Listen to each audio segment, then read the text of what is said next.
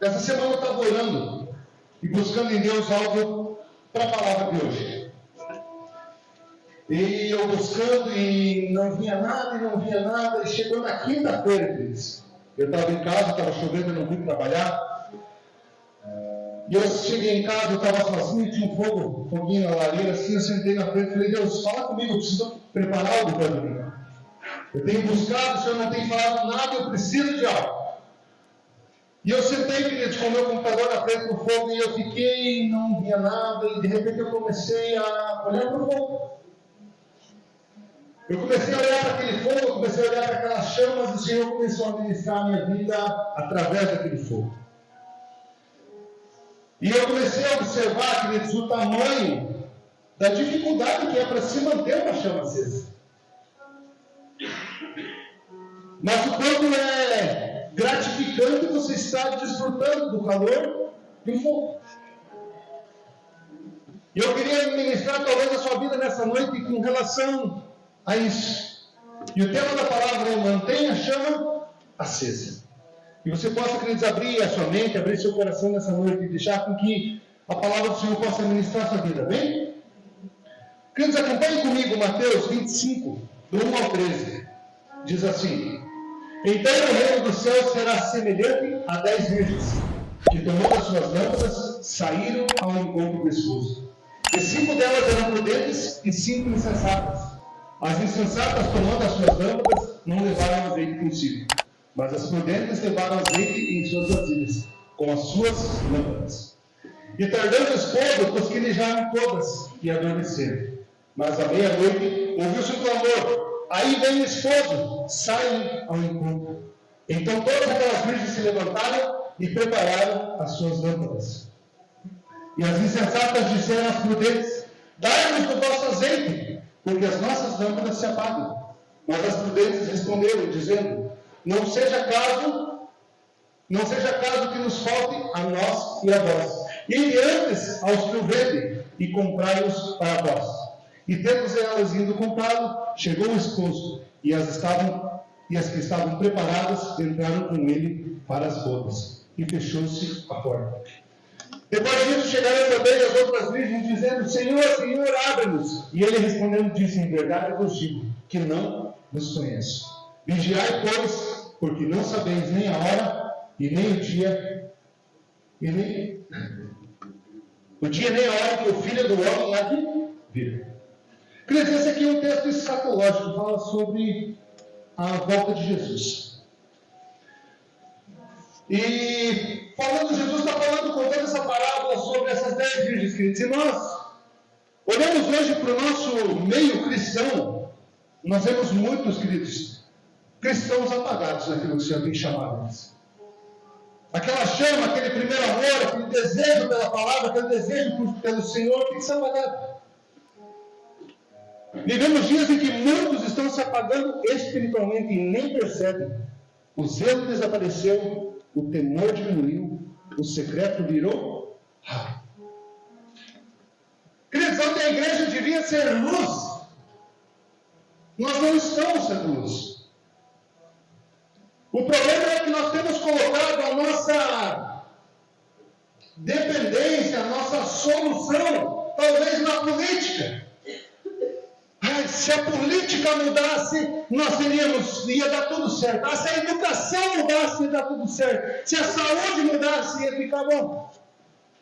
Quando a solução teria que vir da igreja, onde nós teríamos que ser luz. E muitos de nós não estamos sendo luz, porque essa chama está se apagando. Nós vemos hoje muitas igrejas, queridos, que têm vivido apenas talvez de fachada. Eu não estou condenando ou não. Mas não tem a ver com estruturas, e sim com o fogo, e sim com o mover de Deus.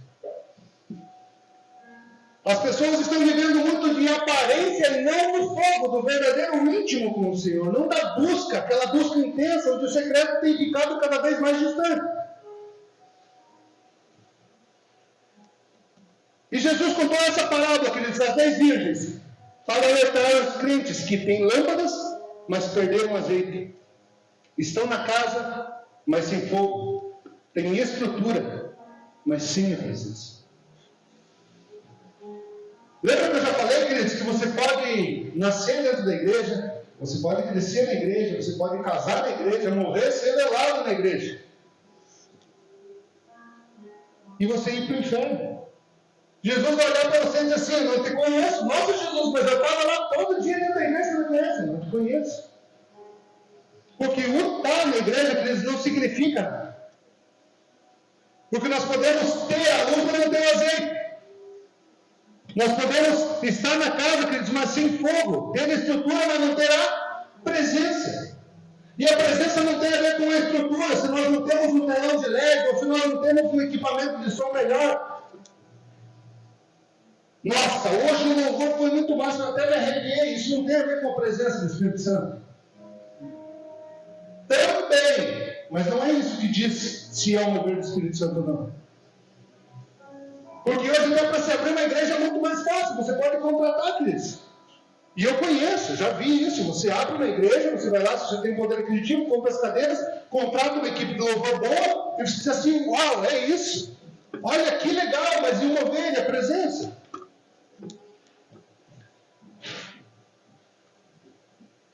Versículo 5 fala assim: e tardando o esposo, tosquenejaram todas e adormeceram. Quantos adormeceram?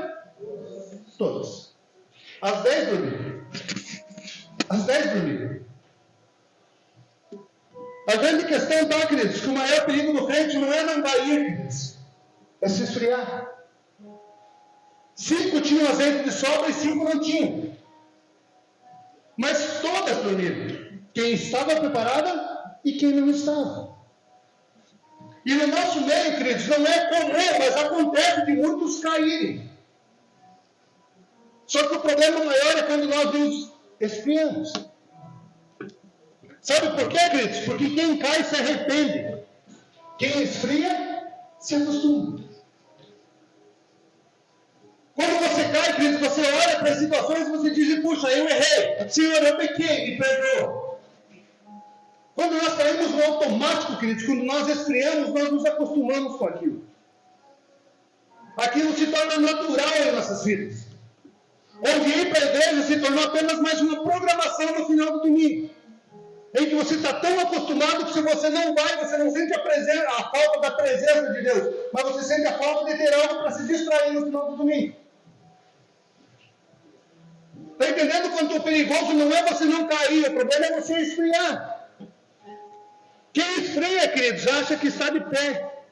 Quem cai enxerga o erro. Quem esfria perde a sensibilidade. E Jesus vomita o morno, mas restaura ao que clama. Então, quando nós caímos, queridos, a solução, nós nos arrependemos. Nós nos arrependemos e clamamos a Ele. O problema é quando nós esfriamos. E aí cai a religiosidade. Queridos, o grande problema da nação hoje é a religiosidade. Onde a importância da placa fala muito mais alto do que servir ao próximo. Onde, se você não é da Shalom, você quer nos ajudar, você está errado. Não, nós não somos dessa igreja. Você não pode ir nessa igreja. Ontem teve uma galera que foi servir sopa, queridos, para moradores de rua. Nosso papel como igreja é servir, sermos luz. Mas não tem nenhum deles aqui na igreja, mas não é essa a intenção. Não é essa a intenção de trazermos as pessoas. Eu te dou um prato de sopa, mas eu quero você na igreja. Isso não tem a ver, queridos. Mas nós precisamos ser luz. Olha o que Levíticos 6, 12 e 13 diz, queridos.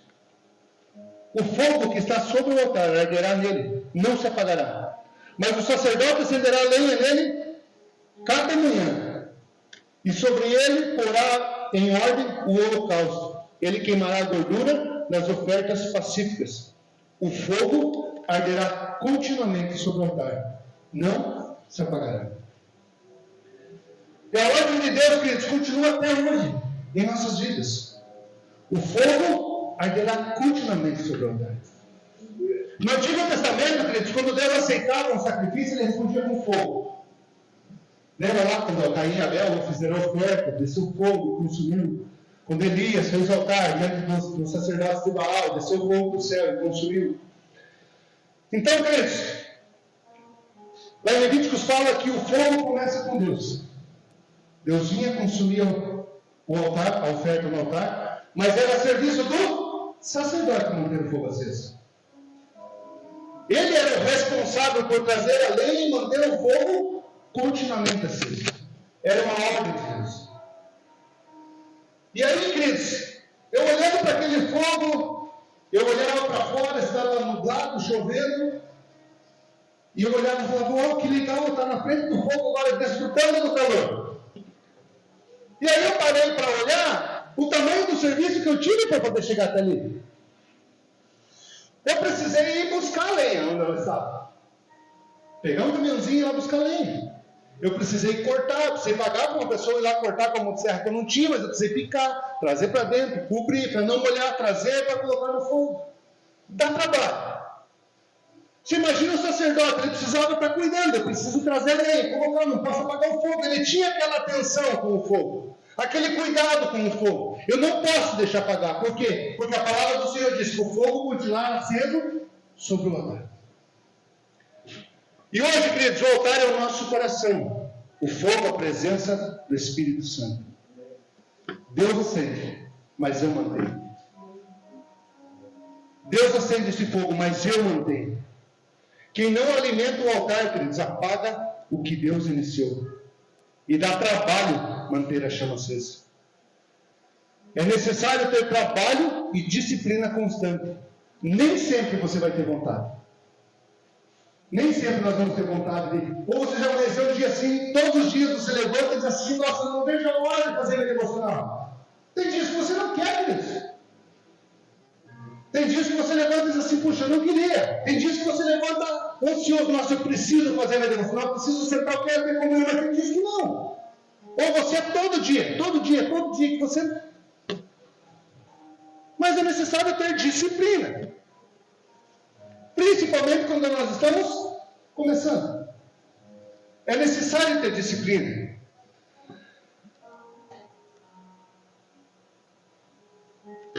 Aí eu comecei a lembrar, queridos, do meu encontro com Deus. Quando eu tive o meu encontro com Deus. Lembra quando você teve o seu encontro com Deus? Eu não estou falando do nosso encontro face a face. Quando você encontrou Jesus, que você foi, talvez, tocado por Ele, que você foi cheio do Espírito Santo. Você não ficou assim, uau, é isso, eu preciso levar para mais pessoas, eu preciso contar para mais pessoas. Queridos, eu lembro um dia que a Naila foi para o encontro face a face. Queridos, ela voltou pegando Jesus com a mão, queridos. Mas ela estava no fogo, o que ela falava era só isso, só sobre Jesus e sobre a experiência que ela teve. E comigo não foi a mesma coisa. Quando você teve aquele encontro com Jesus, no primeiro encontro, você disse assim, uau, é isso? Olha que legal, Jesus é isso, Jesus amou, Jesus me tocou, eu sou salvo, que você entendeu que você é filho, que você queria levar isso para mais pessoas. Mas o que acontece, queridos? Com o decorrer do tempo, o que vai acontecendo? Se nós não alimentarmos isso, vai se apagando. As coisas vão se apagando. E aí, muitas vezes nós até nos questionamos, será que era tudo verdade aquilo que eu vivi mesmo? Será que não foi só emoção? Será que não era coisa da minha cabeça? E o diabo vem lançando setas na nossa mente. Não, aquilo que você viveu era mentira, não é verdade? Por quê? Porque nós estamos deixando essa chama se apagar. É a mesma coisa, queridos, no nosso casamento. Lembra quando você casou? Uau! Era aquilo, queridos. Você não via a hora de estar junto, você queria estar junto e tal. Mas se você não alimenta isso, se você não cuida disso, queridos, dá trabalho você cuidar do casamento. Dá ou não dá? Jesus. Dá trabalho, queridos. E como dá trabalho? Às vezes você vai precisar carregar a lenha do perdão, chegar e dizer assim, perdão. E normalmente o homem vai estar sempre errado. Eu não sei se é só lá em casa, mas eu quase sempre estou errado com isso. Mas dá trabalho manter. Dá trabalho você cuidar, dá trabalho você manter um casamento aceso. E é onde acontecem outros fracassos. Por quê? Porque nós achamos que aquela chama vai permanecer. E nós nos acostumamos somente com o fogo. Interessante, queridos, que às vezes eu faço fogo lá. Quando eu projetei fazer minha sala, eu sempre sonhei. Eu quero fazer uma lareira. Que você tem, eu não sei se mais algum homem, principalmente, mas eu amo ficar olhando o fogo só. Se eu vou queimar o lixo, eu fico lá uma hora, só olhando o fogo queimar. Não tem nada feito, mas eu gosto. Então, quando eu fiz, e aí eu falo, quantas vezes eu faço fogo lá, e enche de mulher na frente, né? Só tem 4 em casa, enche de mulher na frente. E muitas vezes, queridos, elas ficam se esquentando lá na frente do fogo, e o fogo praticamente apaga, e elas não levantaram para colocar uma lenha. Por quê? Porque às vezes tem que sair lá do lado buscar. E no nosso casamento, muitas vezes é assim, não é? Muitas vezes vai ter que sair do teu conforto, do teu quentinho, para ir lá para o frio. Por quê? Porque nós precisamos alimentar o nosso casamento. Nós precisamos desgastar tempo com isso.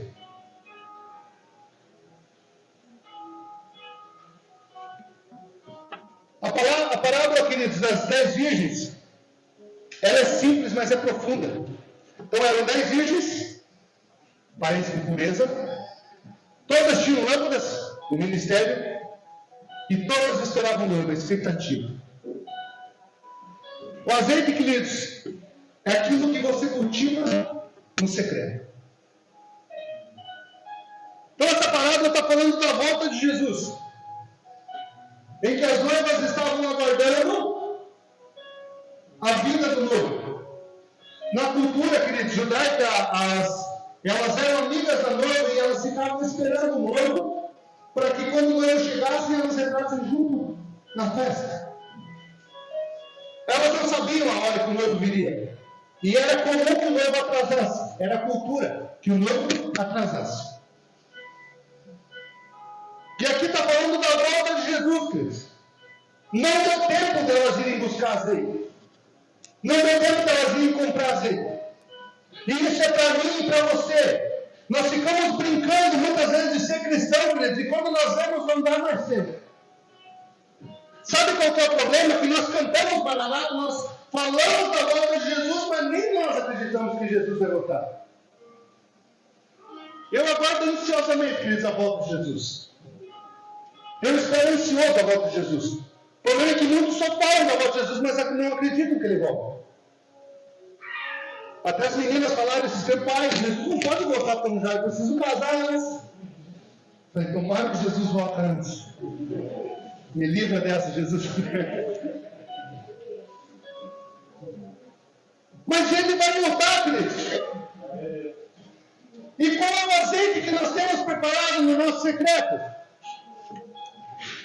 Qual é o azeite que nós temos armazenado no nosso secreto? Queridos, vir para a igreja não te faz mais cristão. Não te faz mais temente ao Senhor, mas se você é temente, se você é um cristão, você precisa e você quer estar na igreja. Porque muitas vezes é onde nós preparamos o nosso olho. No nosso quarto secreto, onde nós juntamos o nosso olho para quê? Para que ele volte. E eu esteja preparado, para que a chama esteja acesa.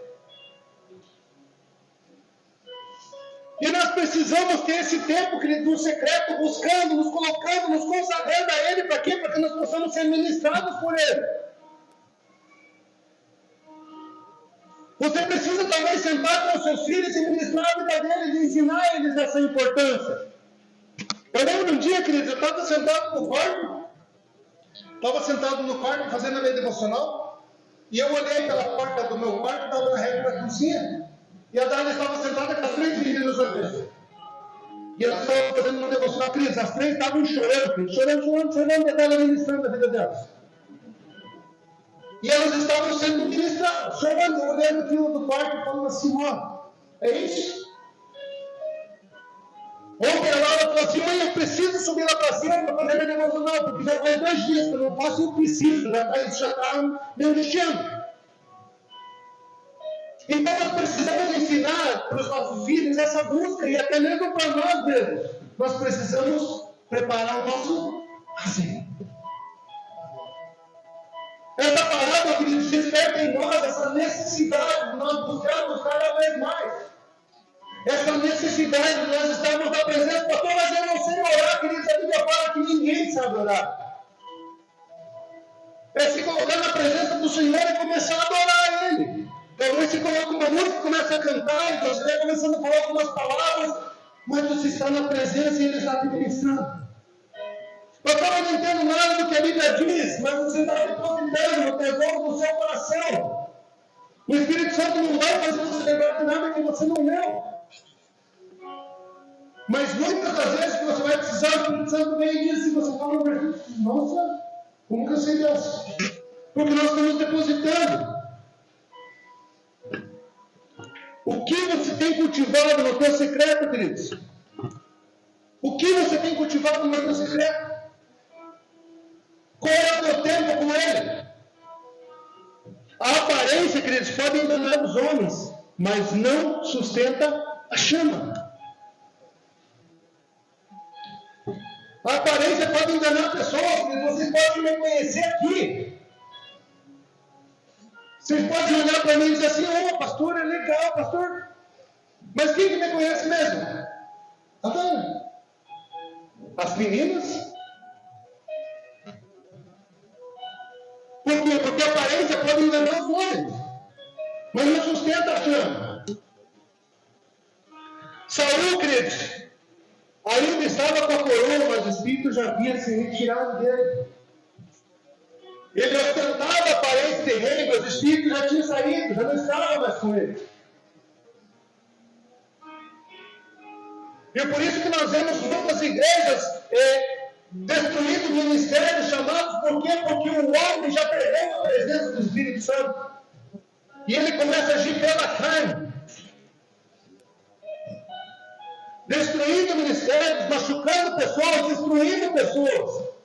Por quê? Porque o Espírito Santo já se retirou dele. E por que a pessoa não vê? Porque ele está cego? Não, porque ele esfriou e se acostumou. A palavra diz, queridos, que o dom é irrevogável. O dom é irrevogável. Então Deus pode ter te dado um dom, queridos. E é onde muitos caem. Deus nos dá um dom. E eu vou lá e caio. Eu adultero. No outro domingo eu venho e Deus me usa o meu dom. Uau! Acho que não sentiu bem. E se eu for de novo? Eu vou lá de novo adultero. Não aconteceu nada. Não tem problema. E é onde muitos caem porque eu me esfrio. Mas a presença do Espírito já não está mais em mim. A presença já não está mais em nós.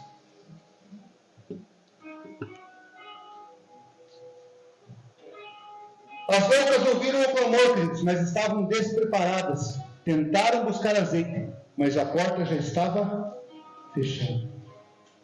Sem azeite você se atrasa. E quando percebe, já é tarde. Olha o que Gênesis 28:16 diz. Acordando, pois, Jacó do seu sono, disse: na verdade, o Senhor está nesse lugar, eu não sabia. Sabe qual é o grande problema, queridos? Que muitas vezes nós chegamos até na igreja. E aí nós olhamos e dizemos assim, nossa, que culto sem graça que foi hoje. Primeiro que o culto não é para nós. É para Deus. E a grande questão é, queridos, que se nós não estamos buscando em Deus, se nós não temos o nosso tempo com Ele, muitas vezes Ele está no ambiente e nós não sentimos. Muitas vezes Ele está levando e nós não sentimos. Olha o que Jacó falou. Na verdade, o Senhor está nesse lugar e ele não sabia. Nós chegamos a tal ponto, queridos, de nos esfriarmos, que muitas vezes Deus está agindo, Deus está fazendo, e você está ali com um som de poste, queridos. Sabe qual é um som de poste que fica ali? Por quê? Porque nós não temos esse tempo com Ele.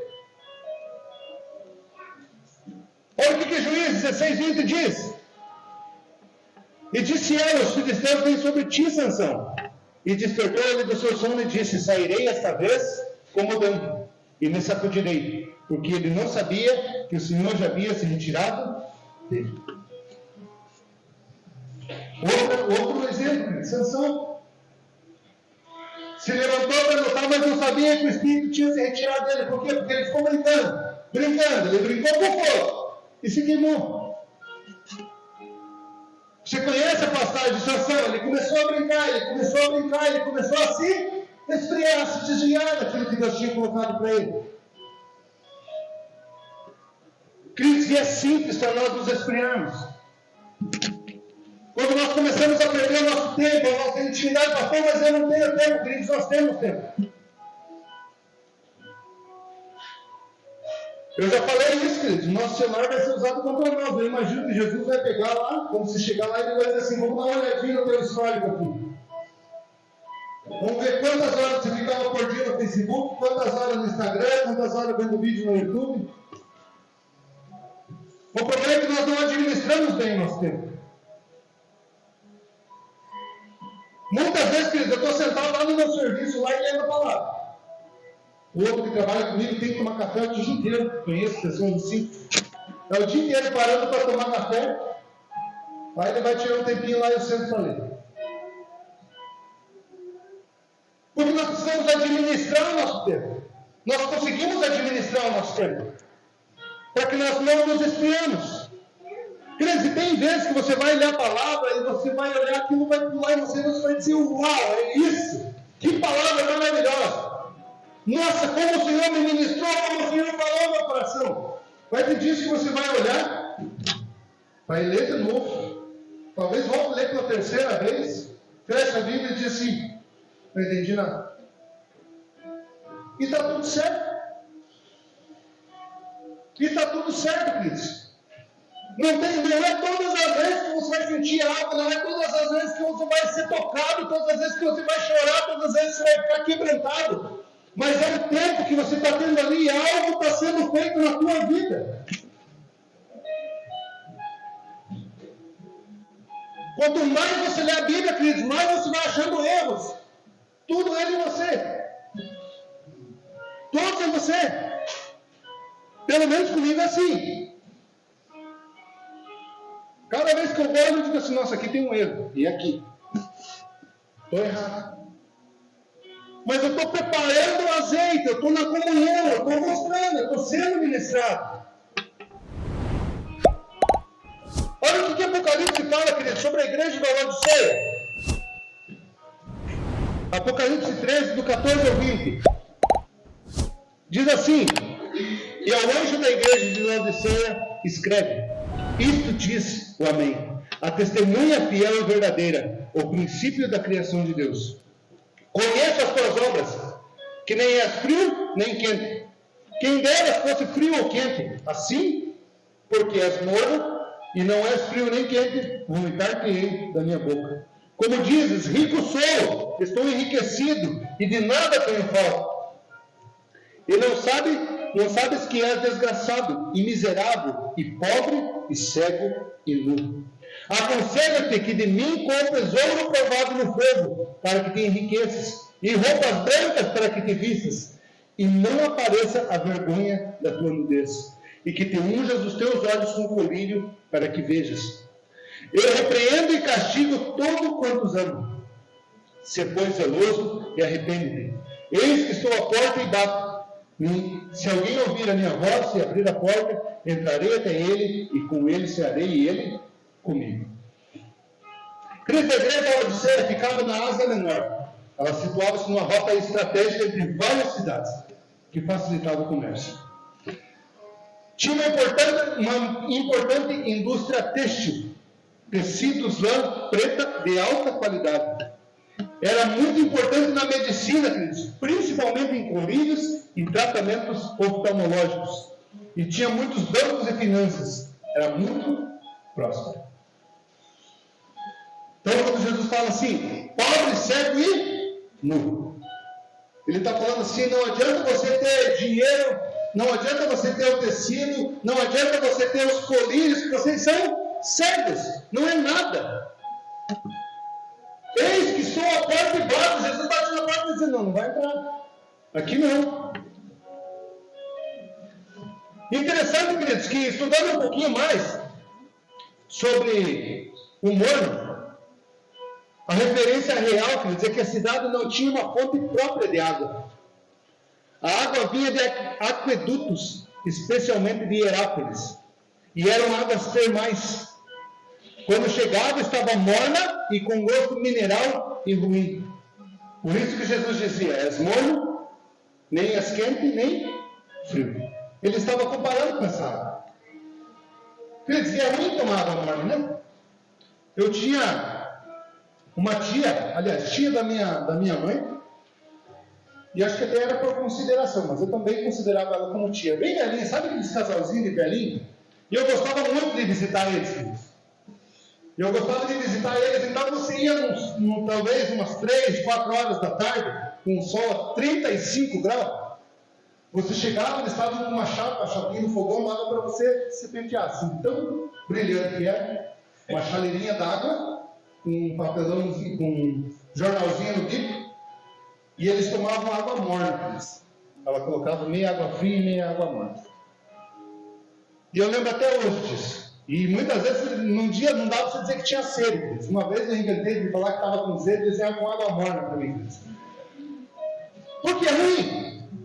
Essa é a comparação que Jesus está fazendo. A água morna é ruim. Não é nem quente nem fria. Quente não dá um chimarrãozinho. E vocês não são nem quente nem frio. Vocês acham que tem a presença, vocês acham que Jesus está ali, mas ele não está. E esse é um relato para nós, queridos. Eles tinham aparência de vitória, mas estavam apagados espiritualmente. Esse é o problema, queridos. E deixa eu falar para vocês, se Jesus estivesse na terra hoje, ele ia ser crucificado de novo, não ia entrar em muitas igrejas. Por quê? Porque muitos estão frios, já estão acostumados com aquilo e nem veem a presença.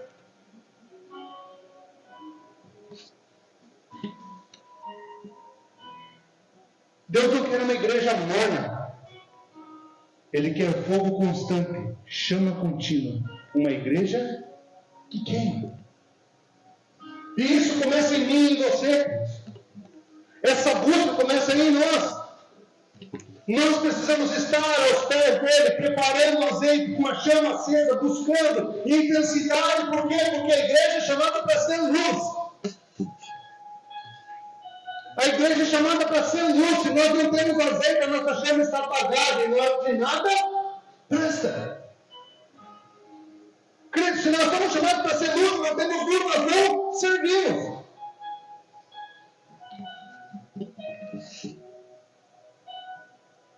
O que as pessoas veem quando olham para você? O que as pessoas veem em nós quando olham para nós? Talvez a chama de Cristo resplandecendo?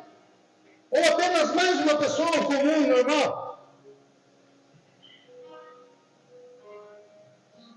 Queridos, eu conheci pessoas ao longo da minha vida que eu olhava e dizia, me aproximava e dizia, nossa, esse cara tem algo diferente, mesmo sem ele abrir a boca.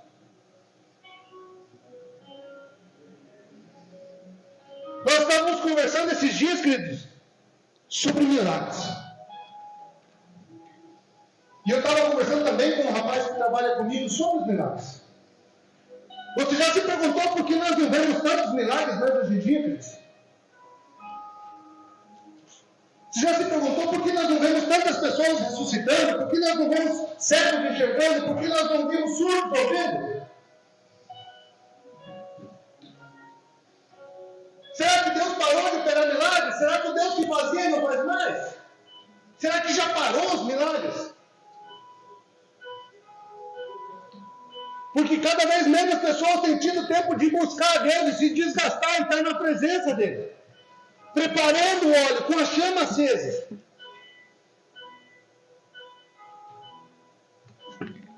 Nós precisamos buscar, queridos, estar nos pés de Cristo. Nos preparando azeite, buscando. Olha o que 2 Timóteo 1,6 diz. Por esta razão, te lembro que reacendas o dom de Deus que há em ti, pela imposição das minhas mãos. que é reavivar, queridos? Reacender. Quando o foguinho está apagando, tem brasas, você vai lá e só reavive o fogo. Essa é a noite, queridos, que o Senhor quer reavivar na tua vida a chama do Espírito. Essa é a noite que Ele quer acender na tua vida a chama do Espírito, para que você volte a queimar quando você queimava, para que você volte a fazer como você fazia, para que você volte a buscar como você buscava. E eu quero colocar aqui, queridos, 4 pontos, rapidinho, e é rapidinho mesmo. Retorna ao secreto. Nada substitui a presença. Retorna ao secreto. Nada substitui a presença. É tempo de você voltar ao secreto. É tempo de você voltar a buscar. É tempo de você voltar a orar. É tempo de você voltar a ter comunhão. É tempo de você voltar a jejuar. Não só nos 21 dias, quando o pastor coloca. É uma cultura. Desça do palco e volte para o altar. Antes de ser usado por Deus, seja encontrado por Ele. Terceiro ponto, faça uma limpeza no altar. Pecado, distrações, feridas, tudo que atrapalha, que você precisa sair. O que talvez apagou tua chama? Situações da vida, circunstâncias da vida que te levaram a você se apagar. Talvez frustrações com pessoas. Talvez você foi frustrado, machucado, decepcionado com pessoas, e você talvez se afastou da igreja, você deixou de buscar, você deixou, culpou a Deus e colocou como se Deus fosse o responsável pelo afastamento do Senhor. E deixa eu te falar uma coisa, querido, você vai se frustrar muito com pessoas. Você vai se frustrar demais com pessoas. Mas isso não pode ser uma circunstância que nos afaste do Senhor.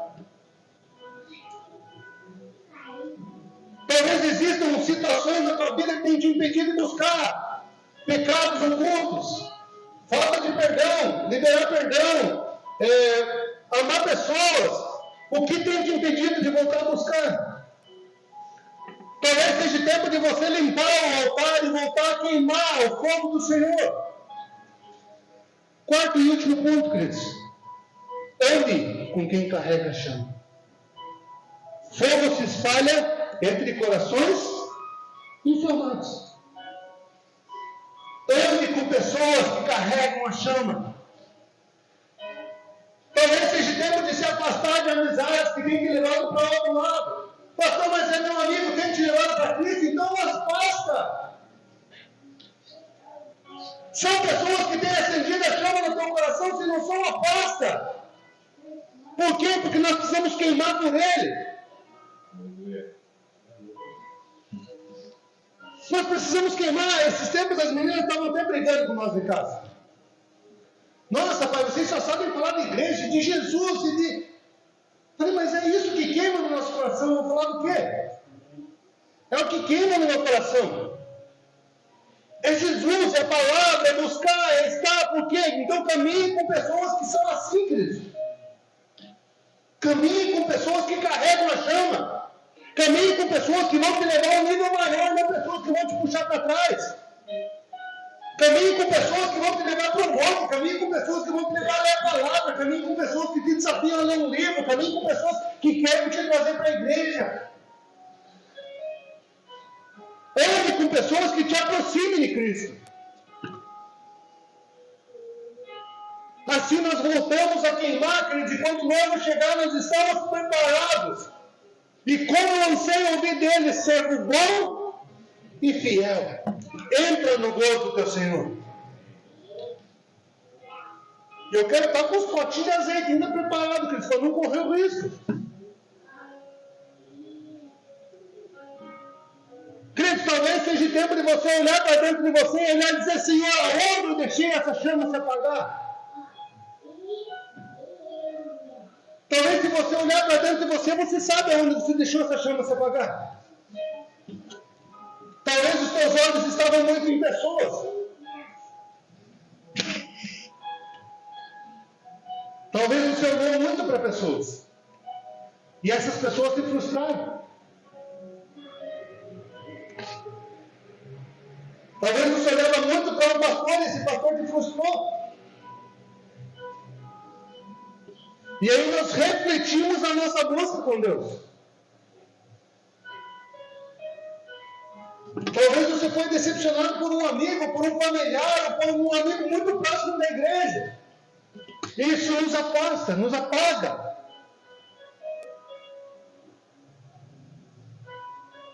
Crise, é tempo de nós reacendermos essa chama. É tempo de nós colocarmos fogo em nós, nos nossos corações. É tempo de nós colocarmos fogo na lenha que está em nós. Caminharmos com pessoas que andam como nós queremos andar. Caminhar com pessoas que nos levem para mais perto de Jesus. Caminhar com pessoas incendiadas. Caminhar com pessoas que estão pegando fogo. Porque se alguém chega... Queridos, quando nós fazemos fogo, quando você faz fogo e o fogo está alto, já pegando fogo, você pode jogar madeira verde lá dentro, que ele vai queimar. Se já está pegando fogo, se tem lenha, se tem chama, se está pegando fogo, você pode jogar lenha verde lá, que vai queimar. Queridos, se nós como igreja estivermos pegando fogo, o recém-convertido vai vir, queridos, e ele vai pegar fogo do mesmo jeito. Quando nós passamos por pessoas, eles vão ser incendiados do mesmo jeito. Quando nós passamos por pessoas, quer dizer, eles vão ser tocados por aquilo que está queimando em nós. Mas isso precisa partir de nós, essa busca. Isso precisa começar em nós. E é isso que eu quero te desafiar, queridos. Que você olha para dentro de você e olha e diz assim: Senhor, aonde eu errei? Aonde eu parei de ter essa comunhão? Aonde eu parei de ter essa intimidade com o Senhor? Eu preciso voltar. Senhor, é no meu tempo, o que tem me distraído? O que tem tirado o meu foco? Senhor, é nisso que eu quero voltar. É onde eu quero estar, é no primeiro amor, é naquela chama, eu quero voltar. Eu quero queimar, eu quero ser incendiado pelo Senhor. Amém, querido? Você recebe essa palavra?